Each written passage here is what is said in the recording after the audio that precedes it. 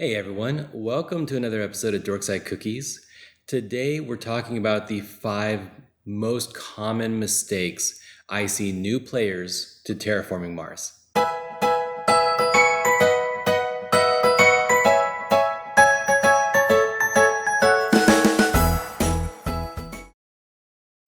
All right, let's get into it. So, teaching a lot of new people how to play Terraforming Mars lately, I see a lot of mistakes come up over and over again. So I thought I would put this video together and just sort of maybe preempt some of these mistakes. And who knows, maybe some of you have been playing a while and you're still making these mistakes. So let's get into it. So mistake number 1. The corporations and the research phase, the beginning of the game research phase, right? Step 1 of the phase normally is passive generation. You don't do that first generation, and you don't do a normal research phase. Instead, what you do is you deal everybody 2 corporations, and you deal them 10 research cards. And what I see people doing is they actually choose their corporation first, and they don't choose it in coordination with their planner cards. So let's just look at that a little bit more closely. So in this case, I drew Helion and Foblog. Let's call it Foblog. So Helion is a very powerful corporation, in my opinion. I mean, this is debatable to a certain extent, but being able to use money or heat as money is pretty good, and especially towards the end of the game when heat is worth nothing. Like you could say that heat production is worth thermalist, but the heat you're producing to win that award is not worth anything. You just end up with piles of this stuff at the end of the game, unless you have the right technology card to use it, which most people aren't going to, right? So Helion, as soon as temperature hits the max, they absolutely can use heat for money every turn. That's big. Plus, in the beginning, if they're a little bit shy, they can choose to use that heat for money. I just think it's a very powerful group, not to mention the fact that they start with 3 extra heat production, so every other turn, they can push the temperature up by 1. Okay, let's look at Foblog. Foblog, 10 starting titanium, and when they spend their titanium for resources, it's worth 1 extra. So it's going to be worth 4 in the beginning, 4 money for each titanium you transfer. So that's a strong ability. I could not tell you what to choose between these 2, but you look at the 10 cards you were given: small animals, cupola city, strip mine, Deimos down, greenhouses, magnetic field generators, asteroid mining, release of inert gases, regolith eaters, cloud seeding. Now I can give you advice, right? So of course you have to buy these, so you're not going to get all these, but which ones are you going to get? So right away I'm seeing, okay, minus energy production, minus 2 energy production, minus 4 energy production. This one produces 2 extra steel production and 1 extra titanium production. And this one, asteroid mining, gives you 2 extra titanium production. And then the rest, give you various stuff. The important thing is which of these cards work for which corporation. And the answer is effectively none of them help Helion. I like Helion a lot. If there were no cards to help either faction, I think I would lean towards Helion, personally. But in this case, Foblog, every time. Foblog, because this game is about your ability to adapt and not bring in just a set strategy. Every turn, you're going to get different resources, different technologies. You have to be really good about adapting your strategy to the card you get. So there you go. Make sure that you're not choosing the corporation in a vacuum. Look at your 10 cards, make your decision that way. And that's the first mistake I see people make. This is really basic. It never lasts very long. This mistake normally doesn't last very long, but I have seen online other people have this problem, and it actually does like take root in their group. So mistake number 2 is they think you only get one pass around the table. So you're going to take 1 to 2 actions each pass until everybody runs out of actions, basically until everyone passes. So in the first generation, generally you're gonna, like, I would take, let's say, 2 actions, and then goes over to my buddy Steve and he takes 1 action, and then goes over to my buddy Ramsey and he takes 2 actions. I'm then going to take another, let's say, 1 action, and then Steve let's say he passes. He spent all of his money his first action phase. Now, so he passed. Ramsey takes 1 action. I take 1 action. Steve passed, so he's out. Ramsey passes. I take 1 action. And now I can take as many actions as I want. I could take 3 more actions if I could. And then finally I pass. And then that's the end. So make sure that you're taking 1 or 2 actions and then going around until you have nothing left that you need to do. Mistake number 3, food production always has to be paid. And food resources are generally optional. But follow the card. Whatever the card says, right, is ultimately correct. So, for example, small animals. It says decrease any plant production 1 step. Well, if everybody else is at 0 food production, you have to decrease your food production by the amount listed, in this case 1. So if I was at 1, I'd have to go to 0. And if everybody's at 0, you can't play this card. It is a firm requirement cost. Mistake number 4, tile placement restrictions. So this definitely, I see this happen all the time. Even people who know the rule will still make this mistake, because you can kind of get excited and kind of be like, yeah, I can't wait. Like, I need titanium or whatever. You have to pay careful attention to the cards in the tile restrictions. For example, forests.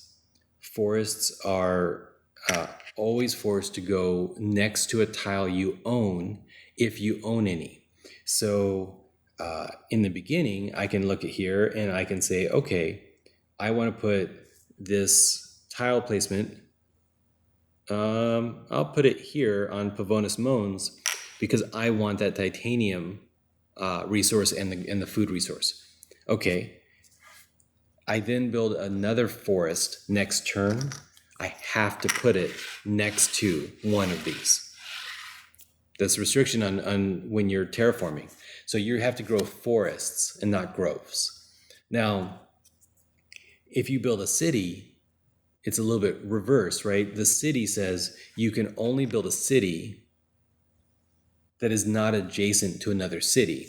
So I could build it here next to my forest. That makes a lot of sense because cities equal the number of points equal to the number of forests near them. But you could, if you really needed a planner card for free, you couldn't afford them or something, then there you go. You could put it here. Now you have a planner card.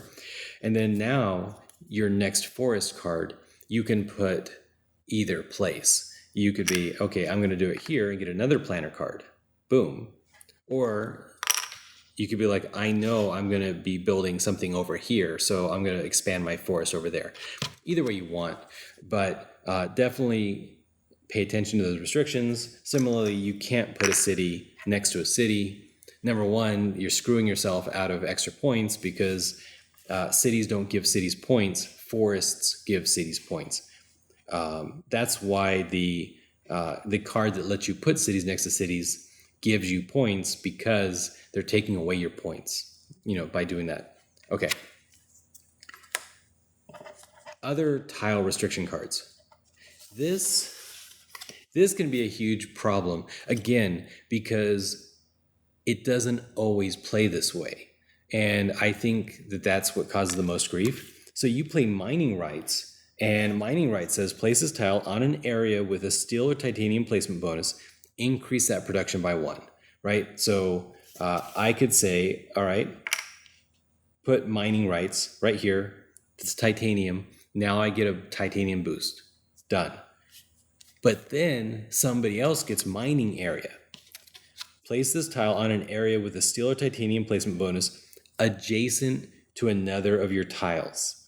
Increase your production of that resource 1 step. And there you go. That's the problem. If you're used to mining rights, it's very easy to get confused by mining area. So in this case, if this was the map, I could not place mining area because none of the areas next to this tile have steel or titanium, and none of the areas next to the city have steel or titanium. So mining area is restricted. It's cheap. That's the value. That's the reason for it, right? It only costs 4 instead of 9, but you can't just put it in the best space. You've got to put it in a place next to something you own. And that's why, from a strategy perspective, don't just put forests anywhere. I suspect, as a general rule, since you don't know the future, your very first forest, you probably want to put near a titanium or steel resource, because you don't know if you're going to get something in the future. But it's debatable, right? You could put it to LaSalle. It's only 1 less food, and you're next to all this stuff, and you could easily expand out. But that's up to you. Mistake number 5. This is not a gameplay mistake. This is a strategic mistake. After generation 3 or 4, this is going to have to be something you learn. After generation 3 or 4, you don't want to keep investing in things that will no longer be valuable at the end of the game. So, for example, beam from a thorium asteroid. It gives you 3 heat production. It gives you 3 energy production. It gives you 1 victory point.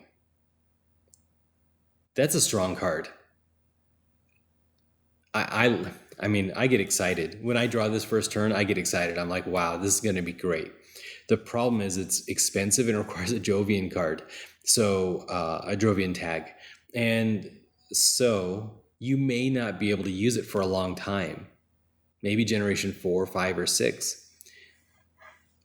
I don't recommend, unless you're Helios Corporation, to put out any cards that influence energy or heat after generation 3 or 4. Because by then, the heat of the planet is probably starting to get high. And at least in my games, by generation 4, it's probably hovering right around here. So if generation 4, you put out beam from a thorium asteroid, and then your buddy pushes it the next up to +4, +6, +8, by the time you get, generation 4 production phase, you actually get this heat and energy. Generation 5, you try to use it, somebody else already takes that +8. Done. You missed out. Now, when the game ends, probably around generation 10 or 11, you're going to have a pile of heat. And unless you went for Thermalist, which is only 5 victory points, I mean, that's 5 victory points is good. But if you end up ending the game with a huge pile of heat, you're going to be at a disadvantage compared to somebody else who spent 32 money on food, on titanium, on money. It can be similar, like steel or titanium. Towards the middle end of the game, if somebody else had kept investing in money production, they're probably better off than you are with your titanium production. So you got to keep an eye on the tempo of the game. And every game, every strategic game has a different tempo, and you want to keep your eye on it. And you kind of like want to make sure that you're keeping pace with everybody else.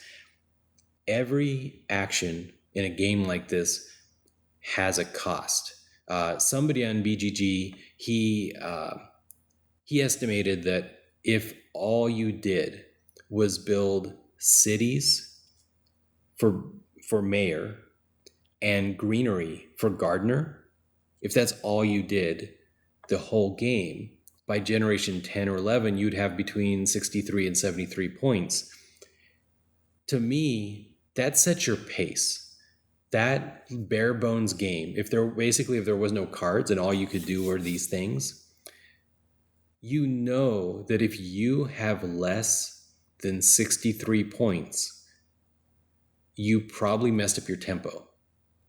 So you have to do actions that give you more, or at least the same as what would end up resulting you in ending with the 65 points.